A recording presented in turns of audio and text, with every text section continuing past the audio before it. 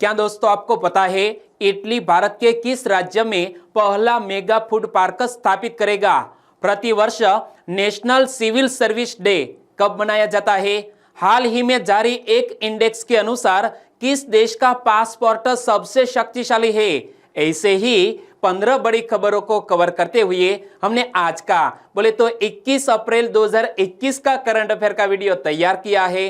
Quality की दृष्टि से बेस्ट यह वीडियो, आप लास्ट तक देखें। लास्ट में मैं आपसे एक क्वेश्चन पूछूंगा जिसका आंसर आपको नीचे कमेंट बॉक्स में देना है। और अभी तक आपने हमारी GK 2020 चैनल को सब्सक्राइब नहीं किया है तो सब्सक्राइब कीजिए, पास में जो बेल आइकन है उसे भी प्रेस कर दीजिए, क्योंकि आने वाले हर एक वीडियो की अपडेट आपको सबसे पहले मिले।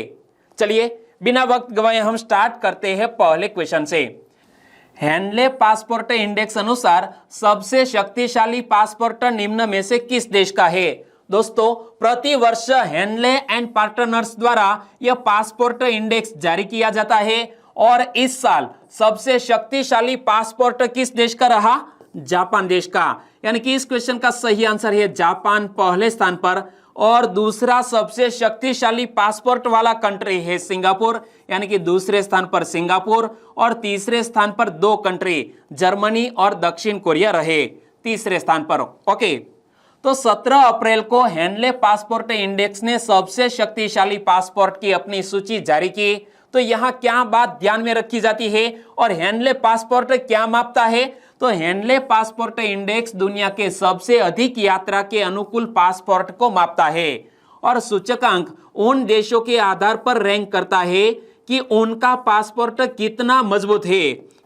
और दोस्तों इस घटना से जुड़े हुए और भी क्वेश्चन बन सकते हैं, उन क्वेश्चन की भी बात करें। सबसे मोस्ट इंपोर्टेंट क्वेश्चन बन सकता है कि भारत इस सूची में कौन से स्थान पर रहा? तो भारत यह हेनले पासपोर्ट इंडेक्स में 84वें स्थान पर रहा है। कौन से स्थान पर? 84वें स्थान पर। और भारतीय नागरिक कितने देशों में वीजा मुक्त या वीजा ऑन अराइवल यात्रा कर सकते हैं? तो हमारे भारत देश के नागरिक 58 से अधिक देशों में वीजा मुक्त या वीजा ऑन अराइवल यात्रा कर सकते हैं। और क्रमशः शीर्ष 3 देश कौन कौन से हैं? तो जापान पहले स्थान पर, सिंगापुर दूसरे स्थान पर, जर्मनी और दक्षिण कोरिया तीसरे स्थान पर रहे हैं। और इंटरनेशनल एयर ट्रांसपोर्ट एसोसिएशन की भी हमें बात कर लेनी चाहिए। तो इसका हेडक्वार्टर कनाडा के मॉन्ट्रियल में स्थित है। इंटरनेशनल एयर ट्रांसपोर्ट एसोसिएशन की स्थापना कब हुई? 19 अप्रैल 1945 को। और International Air Transport Association leader कौन है वर्तमान में? William M Walsh. कौन? William M Walsh. और जब हेनले एंड पार्टनर्स की बात करते हैं जिन्होंने यह इंडेक्स जारी किया है, तो हेनली एंड पार्टनर्स का हेडक्वार्टर कहां पर स्थित है? यूनाइटेड किंगडम बोले तो ब्रिटेन के लंदन में। और हेनली एंड पार्टनर्स की स्थापना 1997 में। और वर्तमान अध्यक्ष कौन है? क्रिश्चियन कालिन। और वर्तमान सीईओ है हेनली एंड पार्टनर्स के वर्तमान सीईओ ज्यूगर स्टीफन। कौन? ज्यूगर स्टीफन। दूसरा क्वेश्चन, प्रतिवर्ष सिविल सेवा दिवस कब मनाया जाता है? प्रतिवर्ष नेशनल सिविल सर्विस डे मनाया जाता है 21 अप्रैल को। ओहो, आज है 21 अप्रैल यानी कि नेशनल सिविल सर्विस डे। बहुत से युवाओं का एक स्वप्न होता है कि वो भी सिविल सर्विस ज्वाइन करे और देश की सेवा करे। तो उनके लिए आज एक संकल्प दिवस है कि वो एक संकल्प तय करे और यह सिविल सर्वेंट बनने के बाद देश की अच्छी तरह सेवा करे। तो चलिए दोस्तों, आज यह महत्वपूर्ण दिवस नेशनल सिविल सर्विस डे प्रतिवर्ष मनाया जाता है 21 अप्रैल को। और यह दिवस क्यों मनाया जाता है, इसके पीछे का इतिहास क्या है, वो भी मैं आज आपको बता दूं। तो इसी दिन यानी कि 21 अप्रैल 1947 में सरदार वल्लभ भाई पटेल जी ने all India administrative service training school के पहले बैच के प्रोबेशनर्स को पहली बार दिल्ली के मेटकाफ हाउस में संबोधित किया था। इमेज में आप देख सकते हैं पहली बैच के यह प्रोबेशनर्स, और उनके साथ खड़े हैं हमारे लौह पुरुष सरदार वल्लभ भाई पटेल जी। सिविल सेवा दिवस की बात करें तो इस दिवस के अवसर पर सार्वजनिक प्रशासन में प्रधानमंत्री उत्कृष्टता अवार्ड 3 श्रेणियों में प्रदान किया जाता है। और इन अवार्ड की स्थापना कब की गई थी? वर्ष 2006 में। और कितनी कैटेगरी में यह अवार्ड दिए जाते हैं? 3 कैटेगरी में। और भारत में सिविल सेवा की नींव रखने वाले अंग्रेज अफसर का नाम क्या? Warren Hastings. और भारत में नागरिक सेवाओं के पिता मतलब father of civil service in India के नाम से किसको जाना जाता है? चार्ल्स कॉर्नवालिस को हमारे भारत देश का father of civil service in India कहा जाता है। और दोस्तों इसी तरह हर क्वेश्चन से जुड़े इंपॉर्टेंट फैक्ट मैं आपके सामने रखता हूं। हमारा यह तरीका आपको अच्छा लगता है लाइक करना मत भूलिएगा। तीसरा क्वेश्चन है आपकी स्क्रीन पर, वेदांत की विशिष्टता द्वैत धारा के मुख्य उद्घोषक कौन थे? इमेज में आप देखिए, इस संत पुरुष, इस दार्शनिक को आप पहचान सकते हैं। वेदांत की विशिष्टता द्वैत धारा के मुख्य उद्घोषक थे और यह दार्शनिक जिसका नाम है रामानुजाचार्य। यानी कि इस क्वेश्चन का सही आंसर है रामानुजाचार्य। लेकिन करंट अफेयर में रामानुजाचार्य जी क्यों आए? तो देखो 18 अप्रैल 2021 को महान हिंदू दार्शनिक और चिंतक रामानुजाचार्य की 1004वीं जयंती मनाई गई। कब? 18 अप्रैल को। और रामानुजाचार्य ने आम जनमानस को समानता और भक्ति का मार्ग दिखाया था।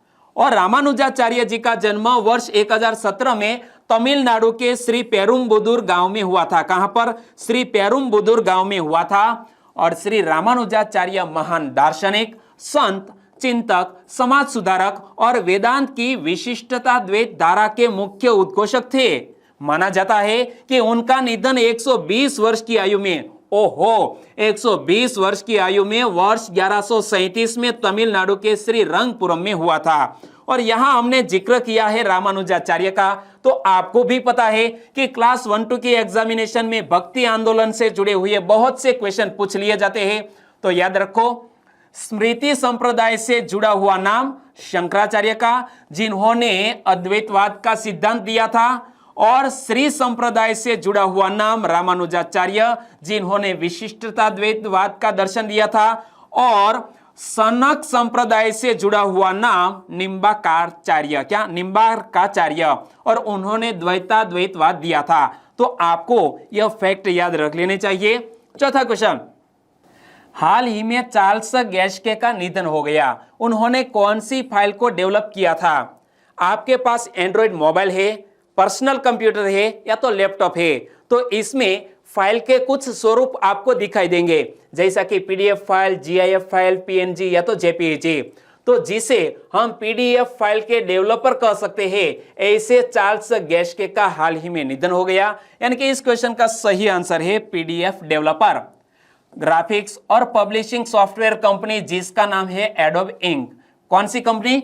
Adobe ink. और उनके सह संस्थापक के रूप में जाने जाने वाले अमेरिकी कंप्यूटर वैज्ञानिक चार्ल्स गैस्के का हाल ही में निधन हो गया है। और चार्ल्स गैस्के ने 1982 में अपने साथी दोस्त, इमेज में आप देख सकते हैं, यह है चार्ल्स गैस्के और उनका यह साथी दोस्त जिसका नाम है जॉन वॉर्नक। क्या? जॉन वॉर्नक के साथ एडोब कंपनी की स्थापना की थी। और चार्ल्स गैस्के ने लोकप्रिय पोर्टेबल दस्तावेज प्रारूप, कौन सा? लोकप्रिय पोर्टेबल दस्तावेज प्रारूप पीडीएफ को विकसित करने में मदद की थी। तो इस महान कंप्यूटर साइंटिस्ट का हाल ही में निधन हो गया है। नाम मत भूलिएगा, चार्ल्स गैस्के। पांचवा क्वेश्चन, निम्न में से कौन जलवायु संकट पर सहयोग के लिए सहमत हुए हैं? दुनिया की दो सबसे बड़ी अर्थव्यवस्था वाले कंट्री, यानी कि एक है अमेरिका और दूसरा है चीन, दोनों जलवायु संकट पर सहयोग के लिए सहमत हुए हैं। यानी कि पूरे विश्व के लिए यह खुशखबरी है कि अमेरिका और चीन जलवायु संकट पर सहयोग के लिए सहमत हुए हैं। यानी कि इस क्वेश्चन का सही आंसर है अमेरिका और चीन। अमेरिका और चीन ने जलवायु परिवर्तन से निपटने के लिए अन्य देशों के साथ सहयोग करने पर सहमति जताई है। और चीन और अमेरिका दुनिया के सबसे बड़े कार्बन प्रदूषक है। दुनिया के सबसे बड़े कार्बन प्रदूषक कंट्री, एक है चीन और दूसरा है अमेरिका। तो जलवायु परिवर्तन से निपटने के वैश्विक प्रयासों की सफलता के लिए उनका सहयोग अहम है। और जो बाइडेन ने 22 और 23 अप्रैल को आयोजित होने वाले शिखर सम्मेलन में चीन के राष्ट्रपति शी जिनपिंग समेत दुनिया के 40 नेताओं को आमंत्रित किया है। इमेज में आप देख सकते हैं, अमेरिका के नवनिर्वाचित राष्ट्रपति जो बाइडेन ने शी जिनपिंग को भी आमंत्रित किया है और 22 अप्रैल को पृथ्वी दिवस मनाया जाने वाला है और इसी के तर्ज पर यह शिखर सम्मेलन आयोजित किया जा रहा है वर्चुअल तरीके से। और यहां बात करते हैं अमेरिका और चीन की। तो अमेरिका और चीन की बेसिक इंफॉर्मेशन मैंने आपको कई बार बताई है, लेकिन आज अमेरिका से जुड़े कुछ नए फैक्ट की जानकारी जुटा ले। अमेरिका की सबसे ऊंची पर्वत चोटी का नाम क्या है? माउंट मैककिनल। इमेज में आप देख सकते हैं अमेरिका की सबसे ऊंची पर्वत चोटी जिसका नाम है माउंट मैककिनल और इसकी ऊंचाई कितनी है? 6194 मीटर। और हवाई अमेरिका का सबसे नया राज्य है और यह 1959 में अमेरिका का राज्य बना। और अमेरिका का सबसे ज्यादा आबादी वाला शहर कौन सा है? न्यूयॉर्क का। और इसके बाद लॉस एंजलिस और तीसरे स्थान पर आबादी के लिहाज से बड़ा शहर माना जाता है शिकागो। ओके, और अब बात करें चीन की। तो अंग्रेजी बोलने वाले लोग अमेरिका से ज्यादा चीन में है। चीन में खरीदने की क्षमता अमेरिका से ज्यादा है। इस लिहाज से चीन दुनिया की सबसे बड़ी अर्थव्यवस्था है और चीन की थल सेना दुनिया में सबसे बड़ी थल सेना है। चीन की थल सेना दुनिया की सबसे बड़ी थल सेना है। छठा क्वेश्चन, तरल चिकित्सा ऑक्सीजन और ऑक्सीजन सिलेंडर के परिवहन के लिए रेलवे विभाग ने किस नाम से ट्रेन चलाई है? हाल ही में आप सभी को पता है कि कोविड-19 के कारण यह जो ऑक्सीजन की जरूरत है वो काफी बढ़ गई है और इसीलिए हमारे रेलवे डिपार्टमेंट ने तरल चिकित्सा ऑक्सीजन और ऑक्सीजन सिलेंडरों के लिए एक ट्रेन चलाई जिसका नाम रखा गया है ऑक्सीजन एक्सप्रेस। यानी कि इस क्वेश्चन का सही आंसर है ऑक्सीजन एक्सप्रेस। कोविड-19 से निपटने के लिए रेलवे ने ऑक्सीजन एक्सप्रेस चलाने की तैयारी की है। आप सभी को पता है कि कोविड-19 के कारण ऑक्सीजन की डिमांड काफी बढ़ गई है, तो इसीलिए ऑक्सीजन एक्सप्रेस चलाई जा रही है। ऑक्सीजन लाने के लिए पहली ऑक्सीजन एक्सप्रेस मुंबई क्षेत्र से विशाखापत्तनम के लिए रवाना हुई। रोरो सेवा के तहत कलंबोली से 7 खाली टैंकरों को विशाखापत्तनम ले जाया गया, जहां से तरल मेडिकल ऑक्सीजन लोड किया जाएगा। और जब भी हमारे इंडियन रेलवे की बात आती है तो आज 6 नए क्वेश्चन आपके सामने लेकर आया हूं। पहला क्वेश्चन, रेल इंजन के आविष्कारक कौन है? George Stephenson. भारतीय रेल का व्हील एंड एक्सल प्लांट कहां है? बेंगलोर में। भारत के दक्षिण के अंतिम बिंदु पर कौन सा रेलवे स्टेशन है? कन्याकुमारी। भारतीय रेल का राष्ट्रीयकरण कब हुआ? 1950 में। भारतीय रेलवे का राष्ट्रीयकरण कब किया गया? यह दूसरी बार क्वेश्चन लिया गया है 1950 में। ओके, सॉरी दोस्तों। अगला question, broad gauge railway line की चौड़ाई कितनी होती है? 1.676 metre broad gauge railway line की चौड़ाई होती है। सातवां क्वेश्चन, डूरो की सीरीज नामक स्वच्छता उत्पाद को किस संस्थान के शोधकर्ताओं ने विकसित किया है? डूरो की सीरीज नामक स्वच्छता उत्पाद को आईआईटी हैदराबाद के शोधकर्ताओं ने विकसित किया। यानी कि इस क्वेश्चन का सही आंसर है आईआईटी हैदराबाद। हमारे केंद्रीय शिक्षा मंत्री श्री रमेश पोखरियाल निशंक ने डूरो की सीरीज के नाम से दुनिया का पहला किफायती और लंबे समय तक चलने वाला स्वच्छता उत्पाद लॉन्च किया है।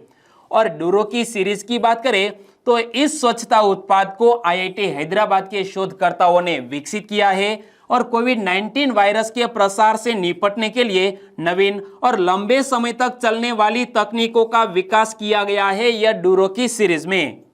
आठवां क्वेश्चन, पंजाब कब तक हर घर जल वाला राज्य बनेगा? मैप में देखिए कि यह है पंजाब और पंजाब सरकार ने तय किया है कि 2022 तक हर घर जल वाला राज्य बन जाएगा। कौन? पंजाब। यानी कि इस क्वेश्चन का सही आंसर है ऑप्शन बी 2022। पंजाब ने अपनी जल जीवन मिशन वार्षिक कार्य योजना वीडियो कॉन्फ्रेंसिंग के माध्यम से प्रस्तुत की और कार्य योजना प्रस्तुत करने के दौरान पंजाब ने राज्य की इस प्रतिबद्धता को दोहराया कि वह तय योजना के अनुसार 2022 तक हर घर जल के लक्ष्य को हासिल कर लेगा। और पंजाब में 34.73 लाख ग्रामीण परिवार है, जिनमें से 25.28 लाख यानी कि तकरीबन 74.5% को नल कनेक्शन से पानी की आपूर्ति होती है और 2021-22 में राज्य की योजना 8.27 लाख नल कनेक्शन मुहैया कराकर हर एक ग्रामीण परिवार को नल कनेक्शन प्रदान करने की है। और जल जीवन मिशन की बात करें तो दोस्तों 2 दिन पहले ही मैंने आपको बताया था जल जीवन मिशन के बारे में, जब कर्नाटक की बात की थी तब। तो जल जीवन मिशन केंद्र सरकार का एक फ्लैगशिप कार्यक्रम है जिसका लक्ष्य क्या है, देश के प्रत्येक ग्रामीण परिवार तक नल के जरिए जल पहुंचाना है। 9वां क्वेश्चन, हाल ही में जेंडर संवाद कार्यक्रम किसने शुरू किया? जेंडर संवाद कार्यक्रम शुरू किया है ग्रामीण विकास मंत्रालय ने, यानी कि इस क्वेश्चन का सही आंसर है ministry of rural development government of India. तो ग्रामीण विकास मंत्रालय यानी कि मिनिस्ट्री ऑफ रूरल डेवलपमेंट ने हाल ही में जेंडर संवाद कार्यक्रम का शुभारंभ किया। लेकिन जेंडर संवाद कार्यक्रम का मुख्य उद्देश्य क्या है? लिंग संबंधी हस्तक्षेपों के बारे में जागरूकता पैदा करना। और जेंडर संवाद के बारे में आगे बताऊं तो यह महिला एजेंसियों को बेहतर बनाने के लिए अन्य राज्यों की सर्वोत्तम प्रथाओं को समझने के अवसर प्रदान करता है। और हमारे केंद्रीय ग्रामीण विकास मंत्री कौन है? श्री नरेंद्र सिंह तोमर। इमेज में आप देख सकते हैं। तो हमारे नरेंद्र सिंह तोमर और किस किस मंत्रालय के मंत्री है आपको याद है तो नीचे कमेंट सेक्शन में लिख सकते हैं।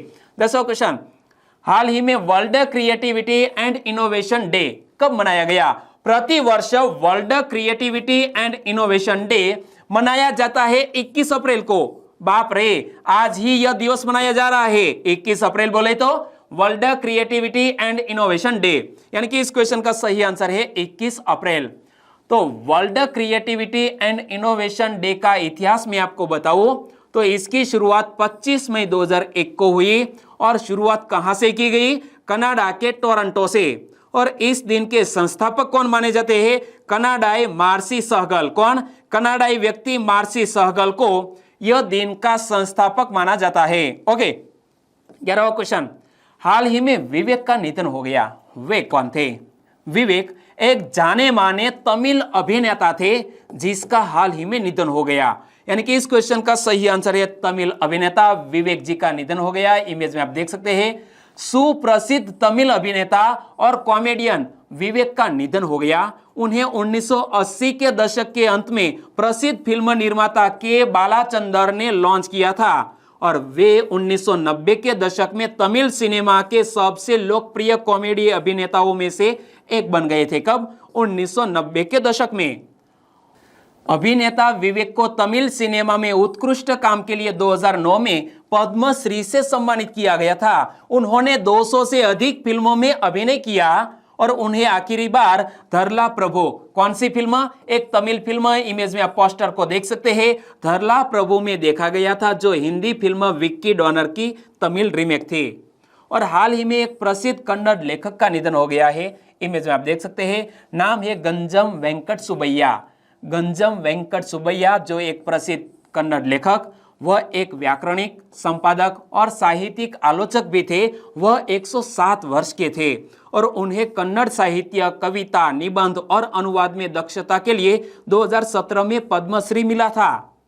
12वां क्वेश्चन, निम्न में से कौन सा देश भारत को S400 ट्रायम्फ SA-21 ग्रोलेर की डिलीवरी करेगा?